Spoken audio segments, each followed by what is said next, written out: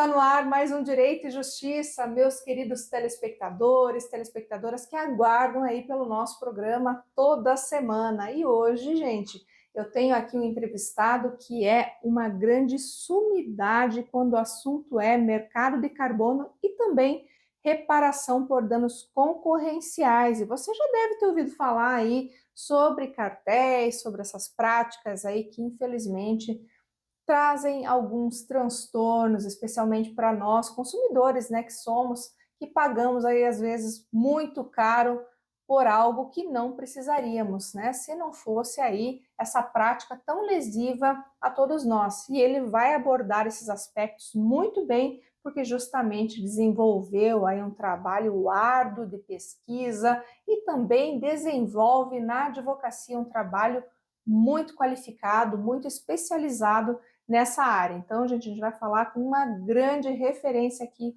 do direito neste aspecto. Além dele, claro que também nós temos, como sempre, as colunas do Matheus e Tiro de Castro com a economia no Brasil e no mundo. Também teremos o Dr. Edilson Santos da Rocha com as atualidades do direito contratual, os pontos importantes ali, para que a gente sempre saiba cada vez mais sobre os contratos, né? Os contratos aí que a gente todo dia precisa para o nosso dia a dia, para aquilo que a gente, enfim, faz, compra, troca, enfim, aquilo tudo que a gente precisa ter aí para não comprar gato por lebre, para não pagar um preço indevido, para receber aquilo que a gente precisa no tempo que foi pactuado ali, ou pagando o preço que é justo, com juros adequados, enfim, tudo isso que a gente precisa saber que envolve o contrato. Além disso, também teremos o direito imobiliário e, claro, falamos um pouco sobre esse belíssimo trabalho que é realizado pelo Gabriel Hermes na Orquestra Nova, gente, que realmente é algo que salta aos olhos, dá brilho no olhar, porque de ver o quanto ele se esforça para fazer um trabalho grandioso, com tanta gente incrível. Olha, eu falo para vocês, é imperdível e vale acompanhar e não só acompanhar, vale realmente conhecer mais desse trabalho que ele faz e tentar realmente apoiá-lo, porque é louvável, digno realmente de ser levado para o mundo inteiro. Então, gente, o programa, como sempre, está incrível, sempre repleto de informação, de conhecimento, de atualidade e de muito respeito e, sobretudo, carinho por você que está aí, que nos aguarda semanalmente para ouvir de nós aqui o que nós temos para te apresentar de melhor. Então, gente, espera aí, daqui a pouco a gente volta após o nosso patrocinador. A Domínio Legal Soluções Imobiliárias é uma empresa que possui como objetivo social a gestão imobiliária, no que se inclui a regularização de imóveis. A Domínio Legal Soluções Imobiliárias trata da particularidade de cada cidadão, dentro das necessidades sociais dos moradores das regiões afetadas pela irregularidade imobiliária. Domínio Legal Soluções Imobiliárias.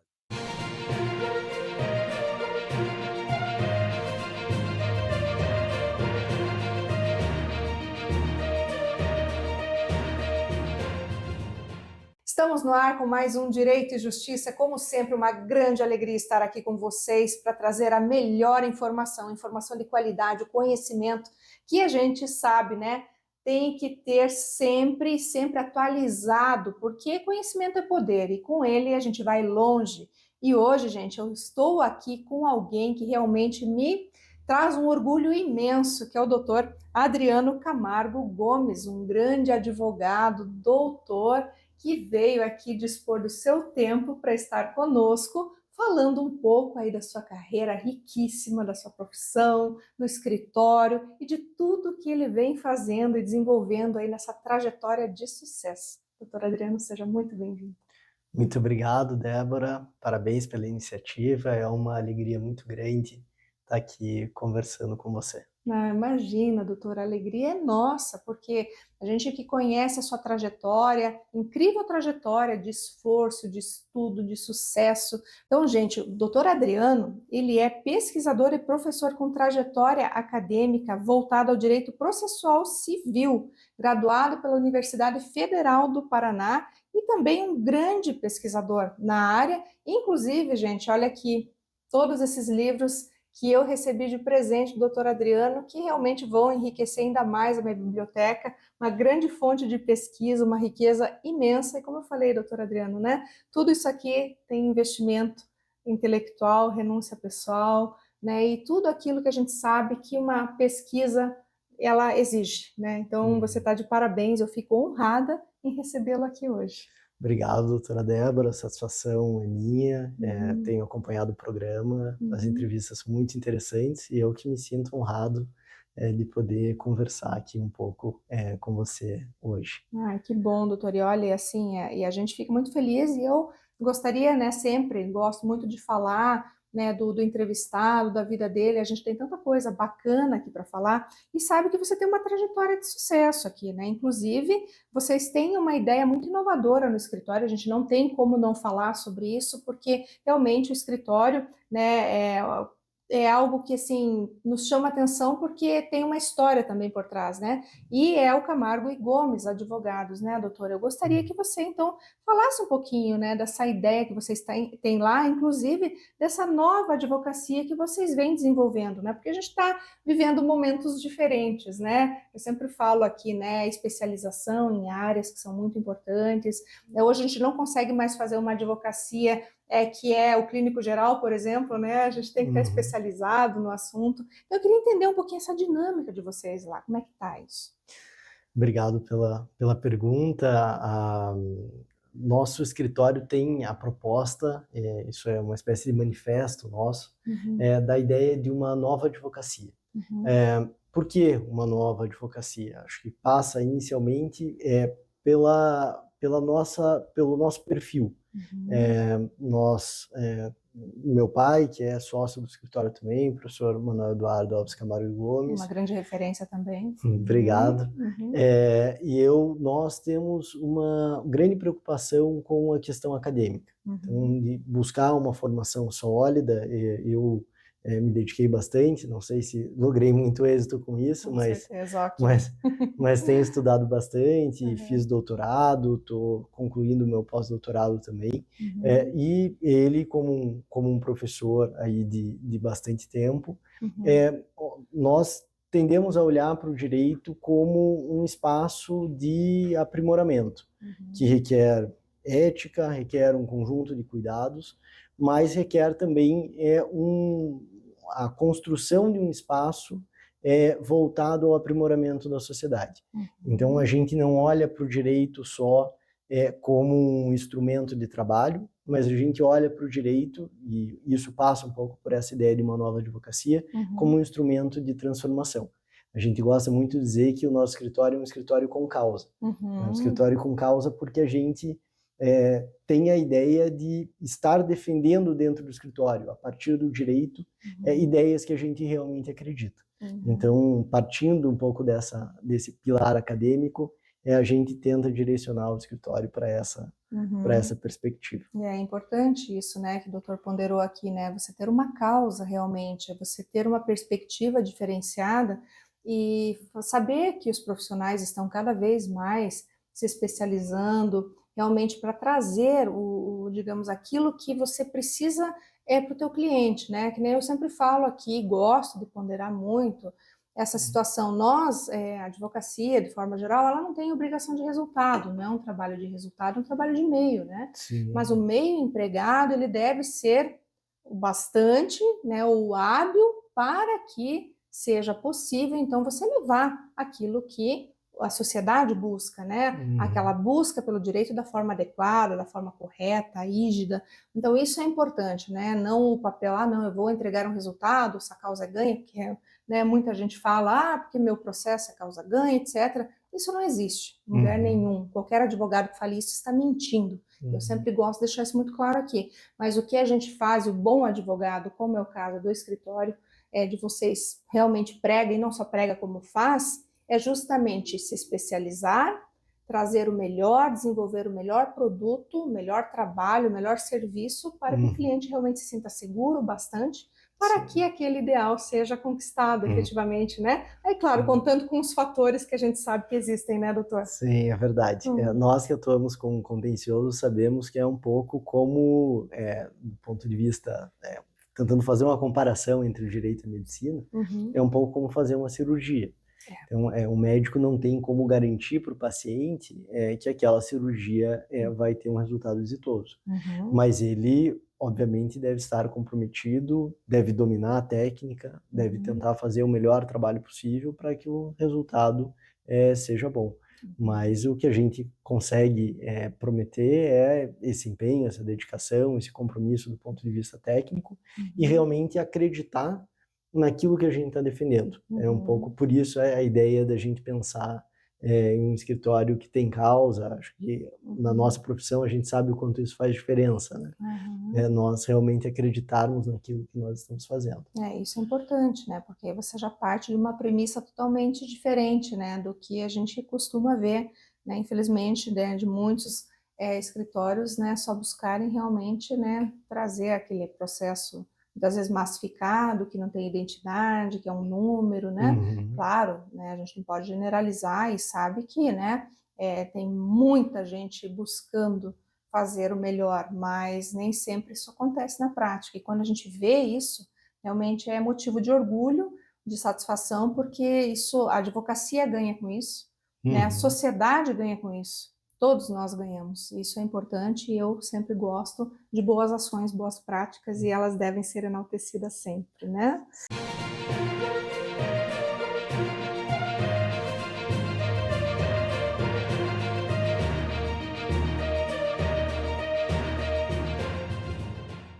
Gente, nós precisamos aqui falar de um queridinho da Pharmacy, que é minha querida amiga Daisy Thompson vai falar sobre, porque, gente, realmente é algo assim que transforma. Então, o que a gente tem aqui? Nós temos um elixir com 15 óleos botânicos especiais que vão cuidar desde o nosso couro cabeludo até a ponta dos nossos pés, que vai desacelerar o nosso envelhecimento. Então, esse produto, olha a beleza desse produto. Olha isso. E você passa nas suas mãos, você aplica delicadamente na sua pele.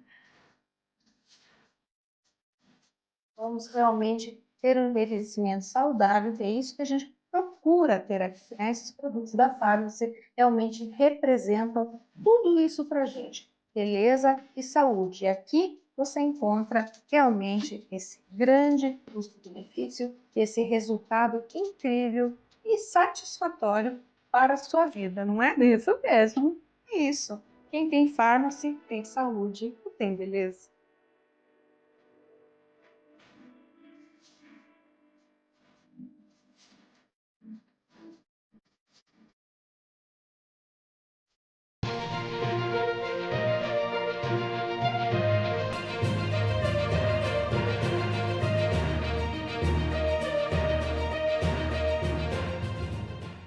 Voltamos então ao nosso segundo bloco aqui com o Dr. Adriano e eu já falei para vocês aqui no bloco anterior que a gente ia falar de uma atuação muito importante aqui do Dr. Adriano, inclusive que deu origem aqui a grandiosas obras, né, que inclusive eu tive o prazer aqui, a alegria de receber, né, que dizem respeito ao mercado de carbono e também a ação de reparação por danos concorrenciais, doutor.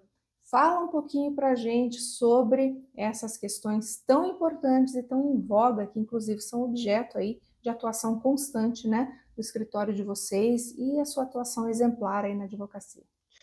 Então, são dois temas que estão um pouco na moda aí, tem aparecido volta e meia nos noticiários, né? A gente tem ouvido falar muito de mercado de carbono, a gente tem ouvido falar muito de situações que envolvem cartéis, até teve um destaque muito grande na mídia, o cartel do câmbio.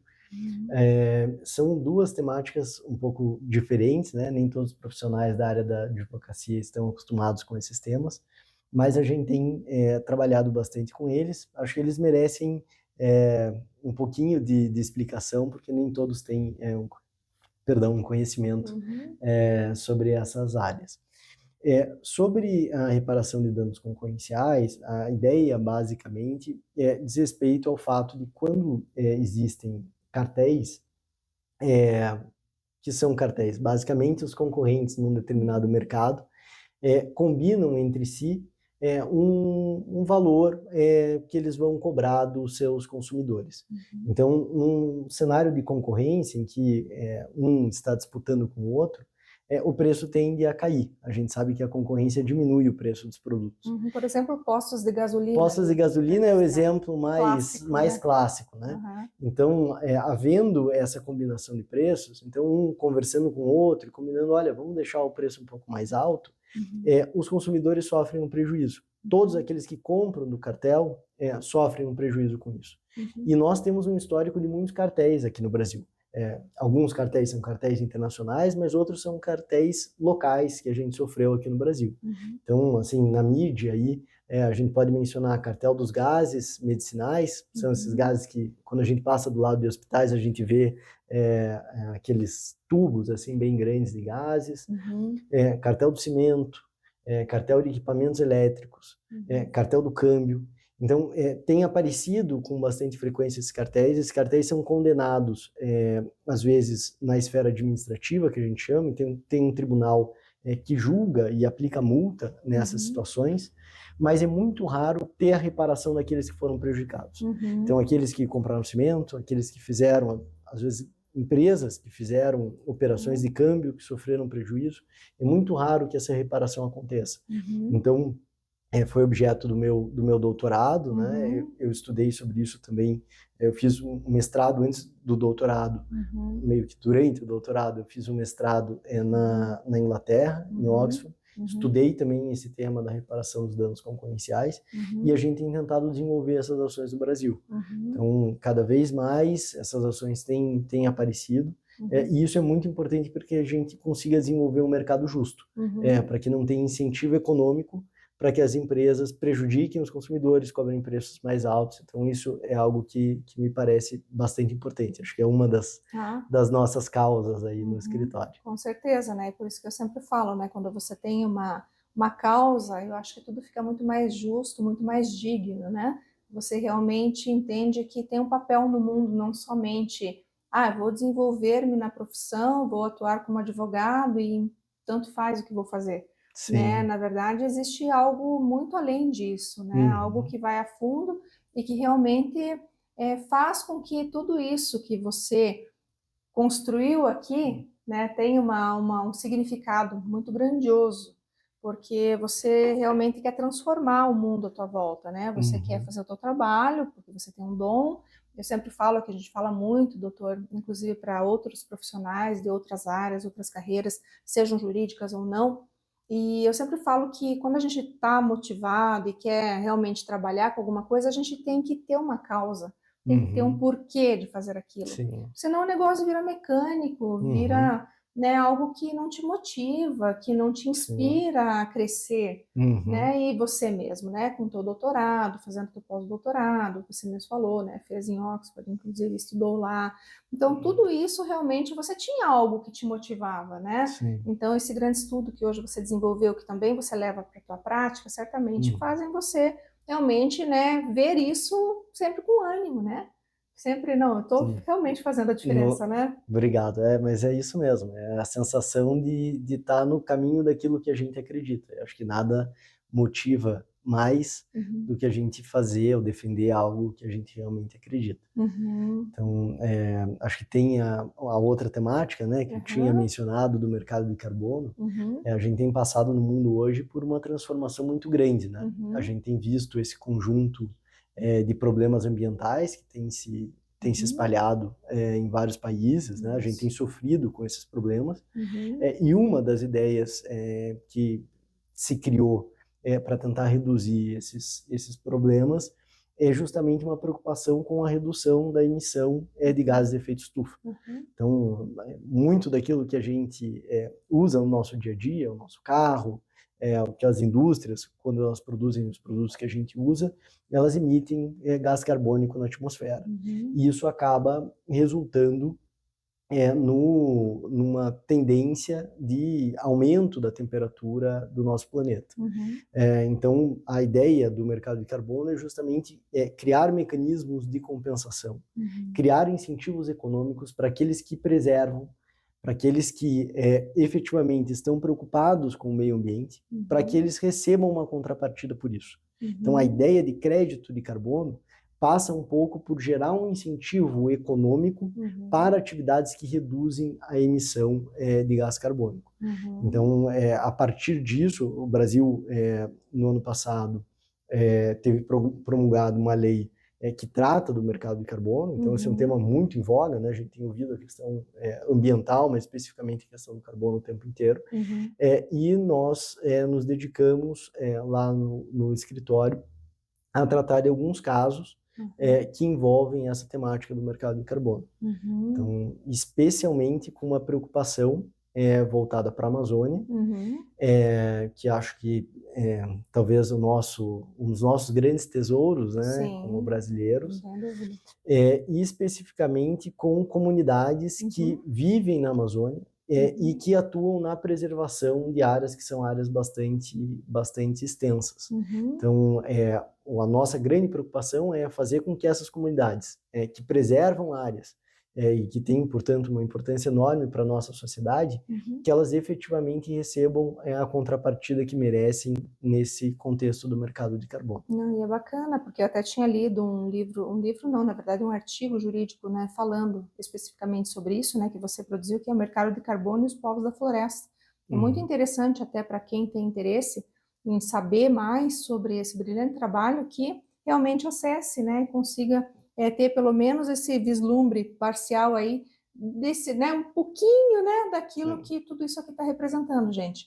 Mas, doutor Adriano, a gente continua falando no próximo bloco, porque agora eu vou chamar aqui a coluna do doutor Edilson Santos da Rocha, que fala de direito contratual, e depois a gente retorna para continuar falando contigo sobre esse trabalho magnífico que está sendo desenvolvido aí.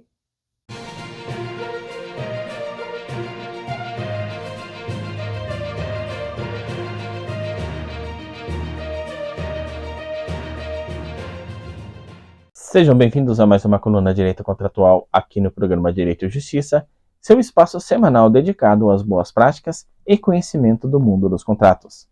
Hoje vamos falar sobre um tema fundamental para quem quer transformar um terreno bem localizado em um empreendimento lucrativo. Vamos falar sobre o contrato de parceria para a incorporação imobiliária.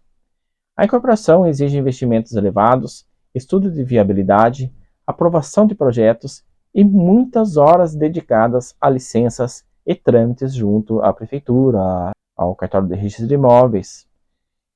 Para o proprietário do terreno, a demanda de recursos e expertise pode parecer intimidante.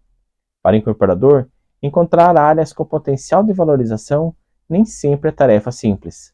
É aí que entra o contrato de parceria, que estabelece responsabilidades, divisão de custos e distribuição de lucros. Ao invés de comprar o terreno, o incorporador oferece ao dono da área participação nos resultados, criando um alinhamento de interesses desde o início. No coração desse tipo de contrato, temos duas figuras centrais. De um lado, o proprietário do imóvel, que aporta o terreno, muitas vezes considerado o insumo primordial de qualquer empreendimento, e do outro, a incorporadora, que não só traz recursos financeiros, como também coordena projetos arquitetônicos, captação de recursos e venda de imóveis na planta. O contrato de parceria formaliza como cada parte contribuirá, seja em capital, seja em trabalho, seja em uso de equipamentos ou na gestão comercial do projeto, e define o que cada um receberá ao final, depois de vendidas as unidades. Boa parte do sucesso da parceria depende de cláusulas contratuais claras em pontos que podem gerar controvérsias. Nesse sentido, há que se iniciar com a definição do objeto do contrato, delimitando exatamente a área a ser incorporada, com a especificação do percentual de participação de cada parceiro. Em seguida, há que se fazer coincidir em cronogramas de aporte de recursos com o fluxo de caixa da obra. determinando-se quando e quando cada parte vai investir e em que condições os desembolsos serão liberados. Necessário também o estabelecimento de penalidades para o caso de atrasos ou descumprimento de prazos, garantindo que ambas as partes tenham segurança e que a obra não fique parada. Outro elemento essencial é a cláusula de garantias. Para a mitigação de riscos, é praxe as incorporadoras se utilizarem de garantias reais, como hipoteca ou alienação fiduciária do terreno, até que a fase de vendas gere receitas suficientes para cobrir o investimento. Por sua vez, o proprietário deve checar a experiência da incorporadora e exigir comprovação de capacidade financeira para evitar que o projeto seja abandonado. Nesse caso, se mostra interessante a contratação de um seguro-garantia. Em paralelo, é crucial a definição dos critérios de prestação de contas, quais relatórios serão apresentados, em que periodicidade e com que nível de detalhamento serão mostradas as receitas, despesas e comissões. Ainda na área de riscos, convém destacar a importância da cláusula de rescisão e de solução de conflitos. Situações como no caso de mudança de zoneamento, crises econômicas que afetam o mercado imobiliário, ou até mesmo divergências sobre a qualidade dos acabamentos podem levar problemas às partes. Ter um caminho previamente acordado, preferencialmente mediação seguida de arbitragem, minimiza o impacto no cronograma e evita que conflitos judiciais se arrastem por anos, onerando o patrimônio de ambas as partes. Para garantir o equilíbrio da parceria, é importante também incluir cláusulas que tratem da comercialização das unidades, quem será responsável pelo corretor, se haverá exclusividade de vendas, qual será a política de descontos e como serão divididas as comissões pagas pelos compradores.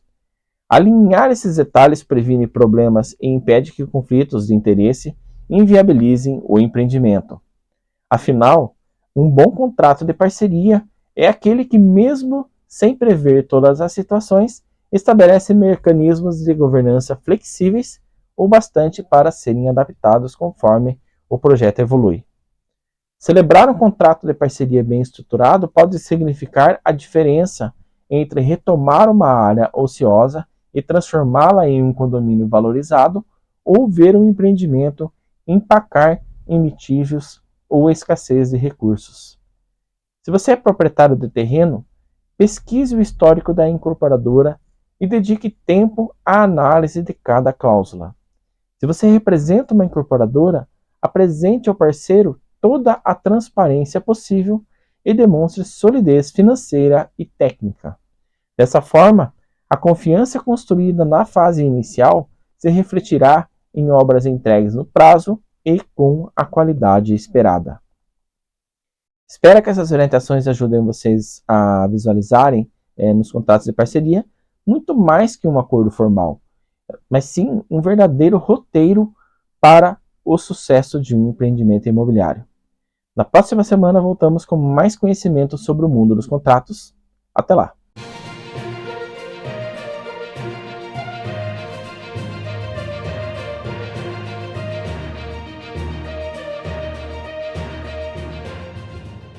Voltamos então aqui com o Dr. Adriano. O Dr. Adriano estava no bloco anterior falando conosco sobre a importância, né, do mercado de carbono, inclusive aqui, essa obra incrível aqui que eu vou ter com certeza a satisfação imensa de poder me debruçar sobre, né, para entender cada vez mais.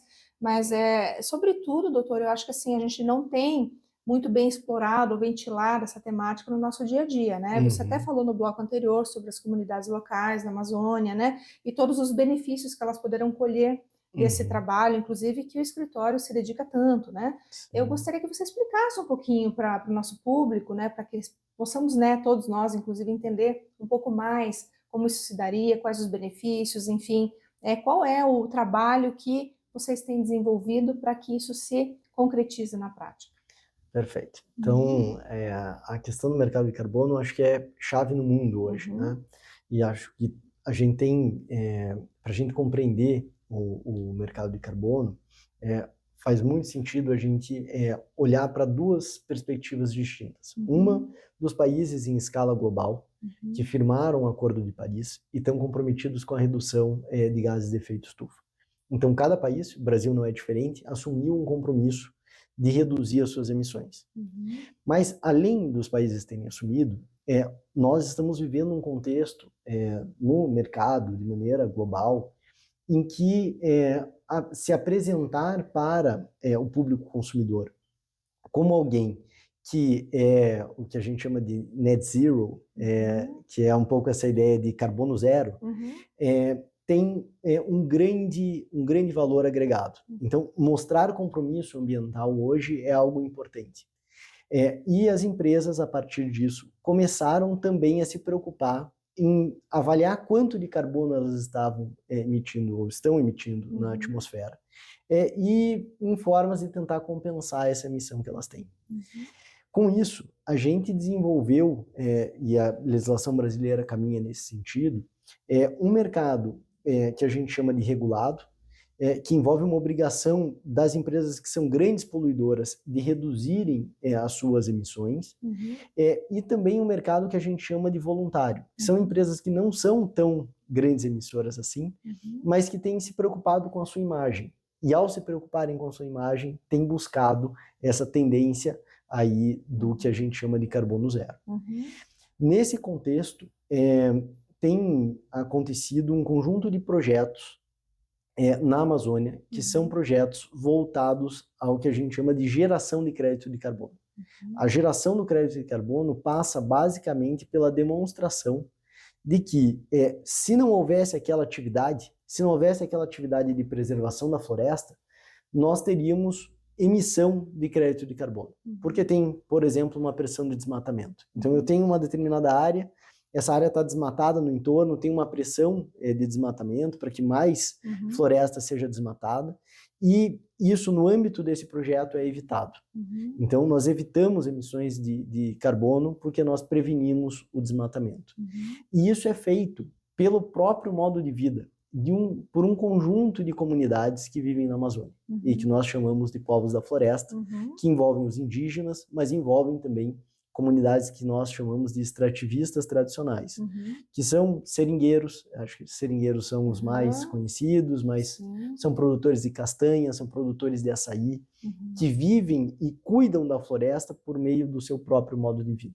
Então, a cultura deles é uma cultura de preservação, de exploração sustentável da floresta, é algo que nós não sabemos como é, né? E essas comunidades têm realmente feito uma grande contribuição. Mas como o mercado de carbono tem uma atratividade do ponto de vista econômico, passa a existir também uma tensão entre empresas que não preservam, mas que tentam se apropriar desse trabalho das comunidades em prol da preservação do meio ambiente. Então, uma das nossas grandes lutas no escritório é justamente para que esse benefício do mercado de carbono chegue justamente àquelas pessoas que estão trabalhando na preservação do meio ambiente. E isso não é uma tarefa fácil. Não é uma tarefa fácil porque na Amazônia a gente enfrenta um conjunto de problemas. A gente enfrenta dificuldades do ponto de vista da terra, da propriedade da terra, né? As questões fundiárias que a gente chama.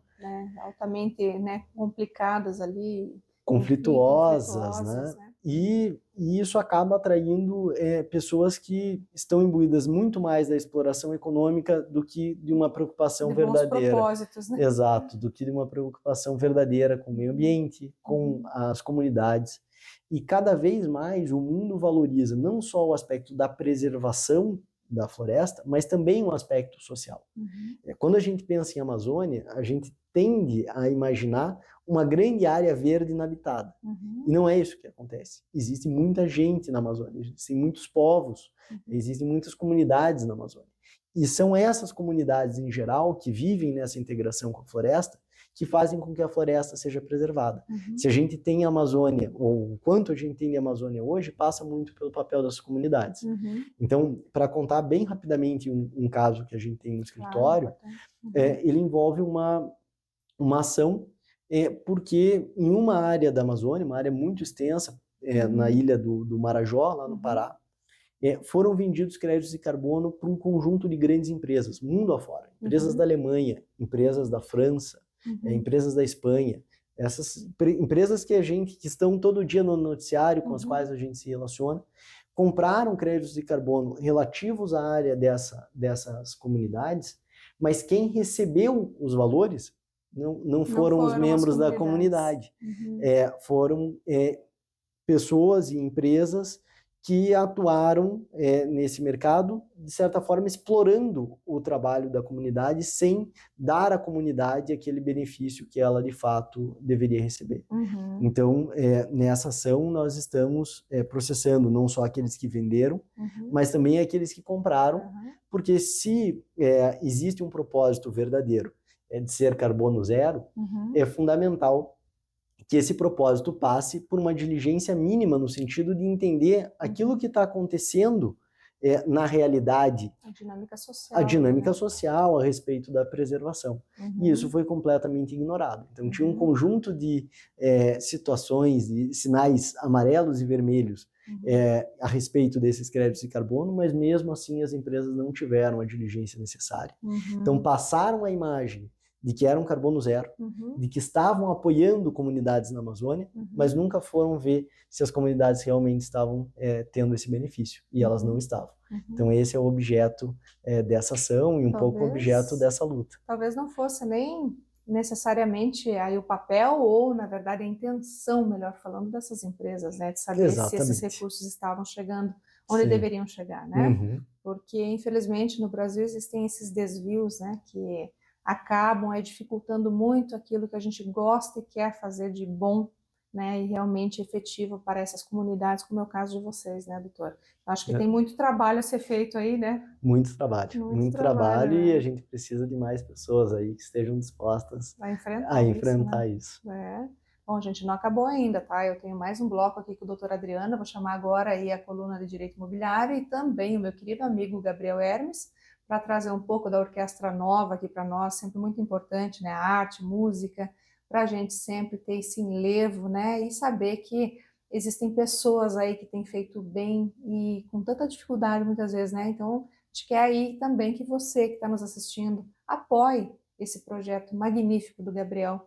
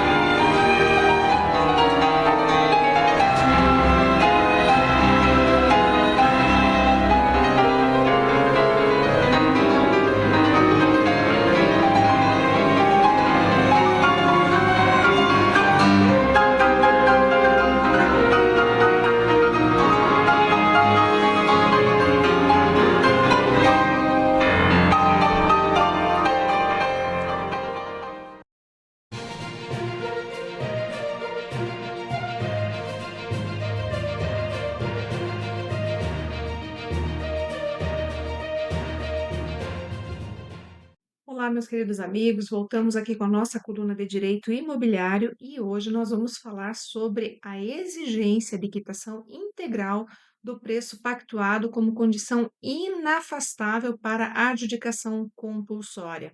Quem de vocês aí já não ouviu falar daquela pessoa que pagou todo o valor do imóvel, tinha um contrato aí de compra e venda, um instrumento particular. No entanto, houve a impossibilidade de lavrar uma escritura pública por resistência do vendedor ou outra situação aí que às vezes a gente sabe que acontece na prática e acaba impossibilitando o comprador de fazer o registro desse imóvel.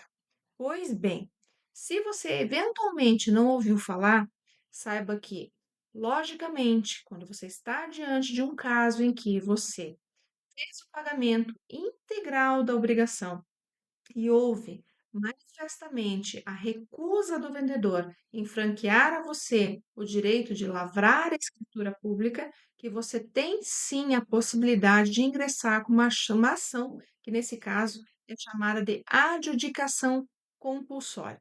Aí você pode me perguntar, tá, Débora, o que que é a adjudicação compulsória? Ação que te dá o direito de fazer que você tenha uma carta de adjudicação que vai ser expedida para que você consiga registrar esse bem em seu nome. E por que isso é importante? Porque se você não registrar esse bem, ele vai continuar na esfera dominial do vendedor, ou seja, continua sob a titularidade do vendedor. E esse é o grande problema aqui, gente. Por isso que nós temos que nos preocupar sempre em transferir o imóvel. A gente até pode fazer a compra através do instrumento particular, isso é muito comum, tal, né, do instrumento, do contrato de gaveta, que a gente já reconhece no Brasil como válido. É possível sim fazer uma compra através desse instrumento, mas todo cuidado é pouco, porque muitas vezes você compra através de um contrato de gaveta, mas quando finaliza a compra, você não consegue transferir por N motivos. Você pode não conseguir transferir porque aquele titular, aquele proprietário faleceu, porque aquele imóvel está ou acabou ingressando ali no inventário, justamente por força ali, né, do direito sucessório. Enquanto ele permanecer na esfera de titularidade do vendedor, ele infelizmente vai então ser passível de partilha pelo direito sucessório. Então, nesse caso, você vai ter que se servir de algum expediente judicial ou, às vezes, aqui no caso, pode também ser extrajudicial, porque a gente já tem a possibilidade de ingressar com a adjudicação compulsória extrajudicialmente. No entanto, nós temos ainda algumas resistências, em alguns casos, que não se permite fazer extrajudicialmente. Aí você tem que continuar ingressando junto ao Poder Judiciário. Mas vejam que, muito embora nós tenhamos esse instrumento, que salvaguarde esse direito, né, que permita com que você, que não conseguiu fazer a transferência pela negativa do vendedor, e você possa, então, a partir desse momento, utilizar-se desse instrumento, existem cuidados que devem ser adotados aqui. Não só cuidados, mas também perceber que existem requisitos que são importantes que sejam atendidos. E aqui hoje eu quero ilustrar o caso com uma decisão que saiu no recurso especial lá no STJ, que é o 2207-433, oriundo do Estado de São Paulo, TJ São Paulo, através do qual, então, a terceira turma lá do STJ firmou entendimento de que a adjudicação compulsória, né, no caso aqui, especificamente, né, ela só se permite, só pode ser concedida a partir da comprovação da quitação integral do preço pactuado, mesmo quando as prestações finais estejam alcançadas pela prescrição. Porque aqui, no caso, o que aconteceu?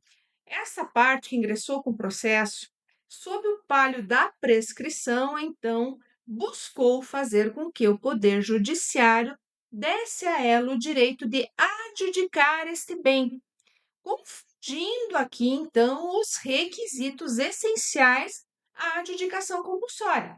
E nesse caso, eu digo por que confundindo? Porque, na verdade, a lei é clara, você tem que ter feito o pagamento integral dessa obrigação e deve haver, então, uma negativa manifesta do vendedor em outorgar a escritura. Neste caso aqui, então, esta confusão, ou seja, o fato de ter sido alcançado pela prescrição, fez com que a parte, né, aquela autora da ação, entendesse que estaria então abarcado ali o seu direito. Mas, gente, não dá para confundir as coisas aqui. Uma situação é você ter efetivamente feito o pagamento integral da obrigação e fazer jus, então, à transferência, à adjudicação compulsória. Outra coisa é o fato de não ter sido cobrado, enfim, ter sido prescrita aquela obrigação no tempo. Aí você já não tem o direito de ter adjudicado esse bem em seu favor. Então, este ponto aqui é muito importante, gente, né? Porque o 1418 do Código Civil, justamente, ele dá ao vendedor o direito de resolver o contrato se o comprador deixar de pagar qualquer prestação, a menos que o inadimplemento seja irrelevante. Mas aqui, né, nesse caso, para que o comprador seja levado ao judiciário, tá? Ele então, e que obtenha, inclusive, aí, por meio dessa adjudicação, esse direito, ele deve demonstrar cabalmente que adimpliu todas as prestações, que houve a quitação integral do preço, tá certo? Então é isso que a gente sempre tem que ponderar aqui, e eu sempre falo do caso concreto, que a gente tem que levar em consideração o caso concreto de cada um, porque nem todo mundo se amolda ao que a norma diz que tem que ser, o dever ser. Então, quando você não se amoldar à norma, não há que se falar na possibilidade, por exemplo, de você conseguir adjudicar esse imóvel, seja extrajudicialmente ou então judicialmente. Então, gente, sempre tomem esse cuidado. Se você estiver diante de uma situação como essa, por exemplo, consulta o seu advogado, verifica se cabe para você, verifica se você preenche os requisitos, porque senão, infelizmente, o seu caso vai ser fadado aí ao indeferimento, ao insucesso, né? Vai entrar com uma ação que fatalmente vai ser indeferida ou vai ser julgada improcedente, tá certo, gente? Então, espero que esse caso aí seja realmente, ou tenha, melhor falando, trazido para você aí alguma situação importante ou que se converse com alguma questão que você já tenha experimentado ou que também possa ser no futuro aí algo que você também precisa utilizar, seja para passar para alguém, enfim, até o colega advogado também que nos acompanha, possa eventualmente também transmitir esse conhecimento aí para algum cliente, alguém que possa estar precisando dessa informação relevante do direito imobiliário. Então, gente, sendo isso que eu tinha para trazer para vocês hoje aqui na nossa coluna, me despeço na certeza de que pude aproximá-lo um pouco mais do seu direito na área imobiliária. Um grande abraço e até a próxima!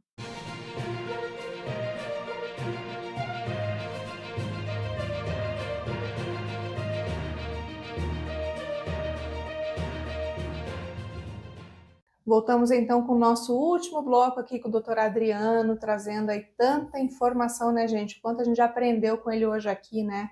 Dessa área tão importante que é aí o mercado de carbonos, né? E tudo que ele conversou aqui conosco, falando das comunidades, né? Desse trabalho maravilhoso que é a advocacia. E ó, aí também fica a dica para você, né, advogado que está buscando uma área para se especializar, uma área brilhante e com certeza nada saturada, né, doutora Adriana? Nada saturado. Nada saturada, precisando de profissionais, né? Precisando de gente interessada para trabalhar nelas. E que eu acho que antes de mais nada, né, eu acho que esse é um ponto importante aqui da nossa conversa, que gosta de pesquisa, né? Sim, Pesquisa, estudo, mergulhar a fundo mesmo, né? Sim. Nisso que você fez tão bem, tua família, teu pai, né, que é precursor lá no escritório, que gostam tanto de fazer, que é realmente trazer a pesquisa jurídica para o seio do escritório, desenvolvimento de um trabalho tão expressivo, de tanta qualidade, que realmente dá para vocês esse arcabouço significativo até para trabalhar, né, com tanto afinco, com tanta vontade, com tanto sucesso,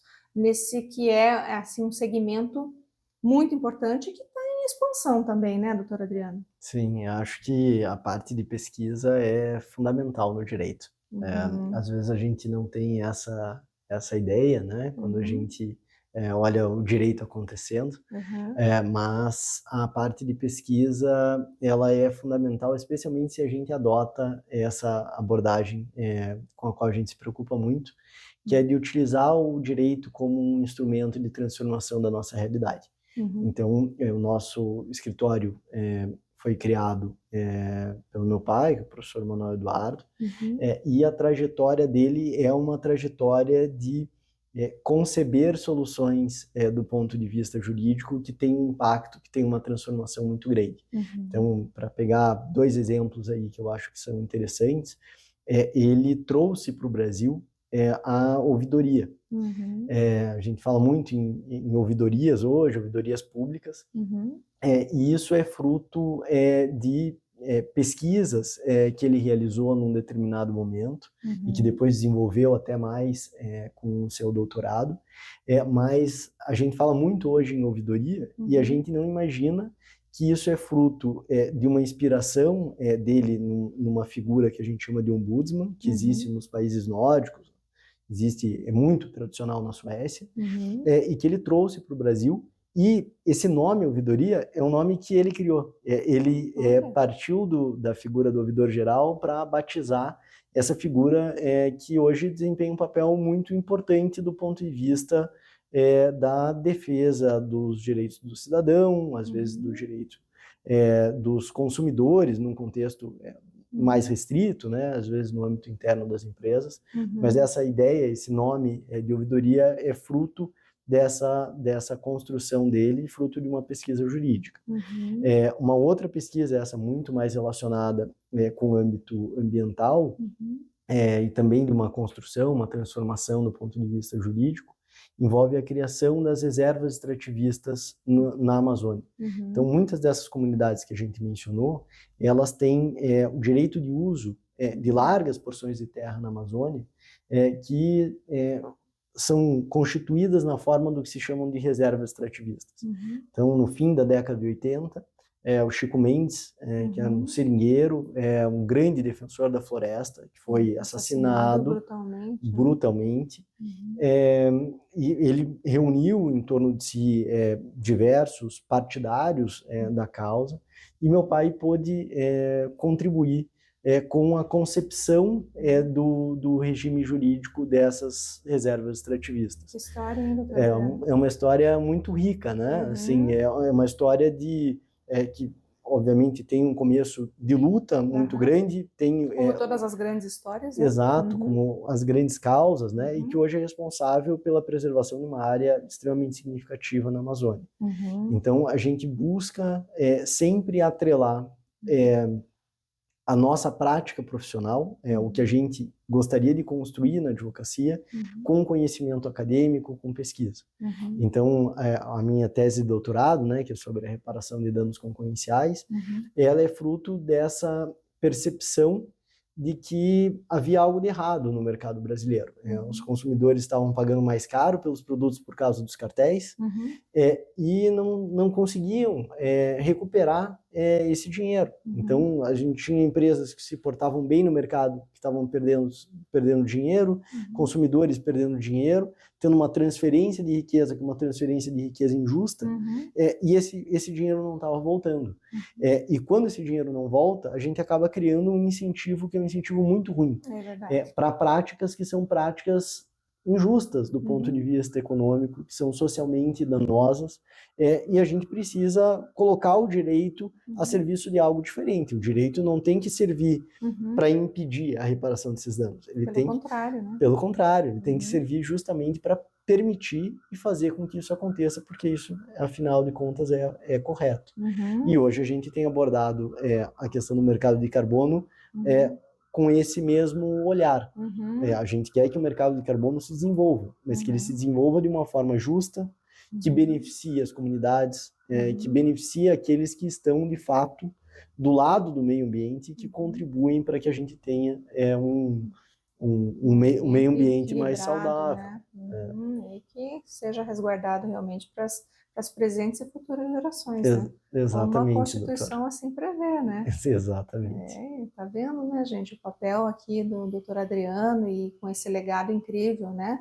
Também do seu pai, né, doutor Manuel Eduardo, né? Que também veio desempenhando um papel relevantíssimo, não só juridicamente falando, mas historicamente falando, né? Esteve ao lado realmente de um dos maiores nomes, né? Que lutou justamente por uma causa justa e nobre, né? Que infelizmente né, faleceu, como você bem ponderou, de maneira trágica, né? Uhum. Na década de 90, final de 80, começo dos anos 90 Isso, ali, né? Se exatamente. não me recordo ao certo, né? Mas com certeza vocês têm essa história muito bem construída aí na lembrança, né, do teu pai que está aí também construindo tanto e te, né, com certeza te Sim. inspirando nesses passos grandiosos que você vem dando, né, doutora Adriana? Então a Obrigado. gente já sabe que assim foi uma luta difícil.